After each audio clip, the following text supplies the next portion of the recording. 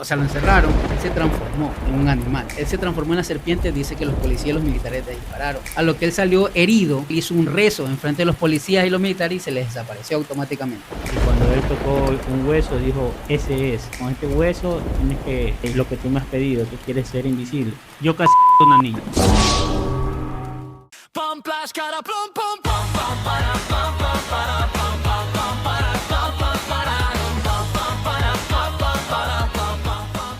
¿Qué tal, gente de YouTube? Les saluda Micael, aquí desde Guaidó. ¿Por qué les hablo muy callado y sin mucho ánimo? Hoy vamos a tratar un tema un poquito más serio. Vamos a hablar de historias o anécdotas de terror que nos ha pasado. Les saluda Micael. Hola, ¿qué tal, amigos? Siguiendo esta misma temática, también voy a estar hablando así el día de hoy. Mi nombre es Franco y estamos aquí en otro programa más para White Talk. Hola, queridos amigos, que Dios me los bendiga a todos. Soy Malú y estamos hoy día misteriosos porque vamos a hablar de un tema muy, pero muy terrorífico. Así que bienvenidos, quédense con nosotros. Que aunque uno quiere ponerse serio, no dejan aquí no dejan.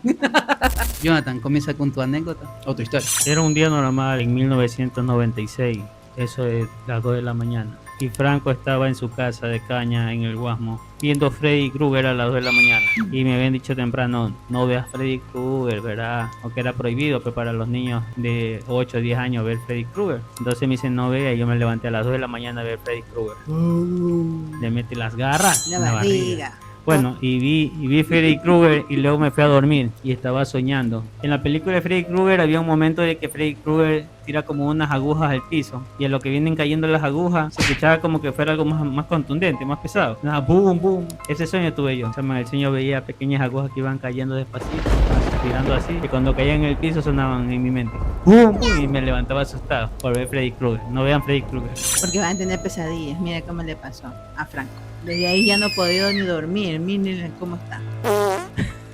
Estamos intentando ser serios y ustedes están con la risa. A ver, Malú, comienza tu historia. Como todos ya saben, yo estudié en un colegio de monjas. Siempre nos exigían, nos ponían muchas cosas. No sé si estarán más acá o más allá, pero saludos igual. Historias de terror en White Talk.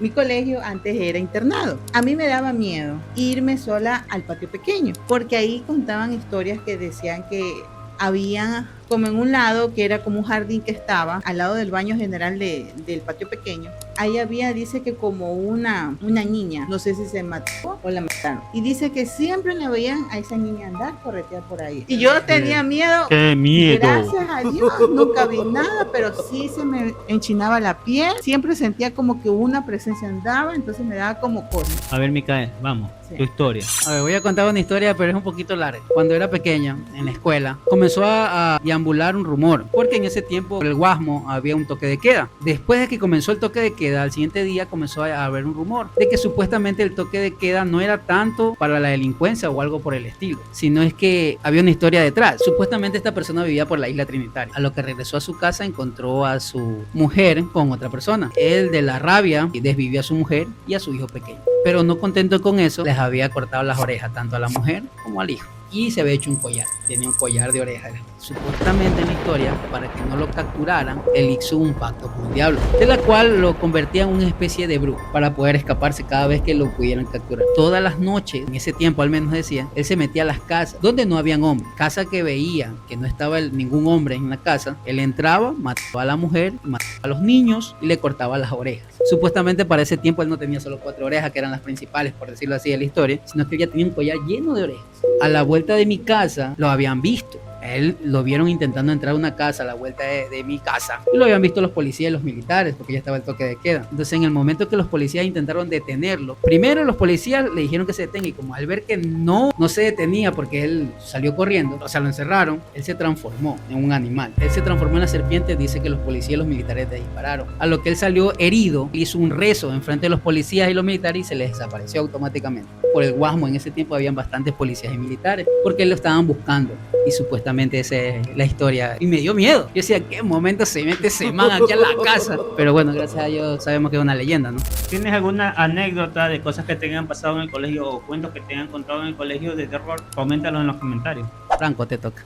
Bueno, voy a contar la historia que me contó mi padrastro. El padrastro de mi padrastro, él vivía en el campo, él hacía pactos con el diablo. Entonces una vez le pidió al diablo algo y el diablo lo mandó a conseguir un gato negro, el cual él tenía que cocinarlo en un cementerio. Como en eso de golpe de 1 de la mañana, tenía que llevar al gato, hacer el pentagrama, poner velas en el cementerio. Luego que sacrificaba al gato, tenía que hacer las oraciones que esos libros negros hacen. Para este sacrificio él tenía que meterlo en una olla hirviendo al gato.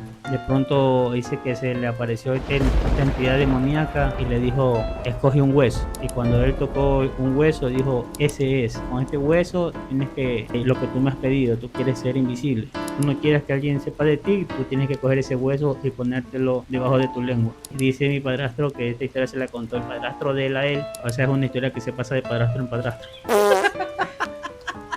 Es una tradición de padrastro, ¿no? Si yo propio no, si yo propio no. Bueno, por eso no se la contó a mi hijo, porque no he tenido hijastros. Tiene que seguir la tradición, pues. Y tiene que decirle, tiene que ser padrastro también para contar esta historia y no muera. No, bueno, entonces dice el padrastro de mi padrastro que nos contó esta historia, que el padrastro de él se ponía el hueso debajo de la lengua y él podía pasar y conversar con cualquier persona. Luego él se iba y minutos después, si alguien le preguntaba, oye, ¿tú viste a fulano? No él podía ir a un lugar, robarse de frente y irse, y después de unos minutos la persona ya no lo recordaba, solamente con ese hueso. Una vez que él sacara el hueso y lo guardaba, ya no era una persona normal. Bueno, esa es una historia de terror que me contaron. Ya, listo, Malú. Cuando yo ya tenía unos 16 años, en la casa donde yo vivía, cuando yo estaba en la casa, me contó mi mamá que el señor que hizo la casa había muerto. Yo tuve una experiencia paranormal. Se cerró la puerta. ¡Fum! Tuve esa pequeña experiencia paranormal. Yo en ese entonces, ¿qué pasó? ¿Qué te pasó? que me cerraron la puerta. Y resulta ser que esa no era la primera vez. De nuevo las 3 puertas, los 3 dormitorios se cerraron al mismo tiempo. ¡Fum, fum, fum! Yo tenía miedo de quedarme sola. No me gustaba quedarme sola en ningún ratito. Eso me pasó, pero eso sí es de la vida real. Ahora yo voy a contar una historia. Yo casi maté a una niña.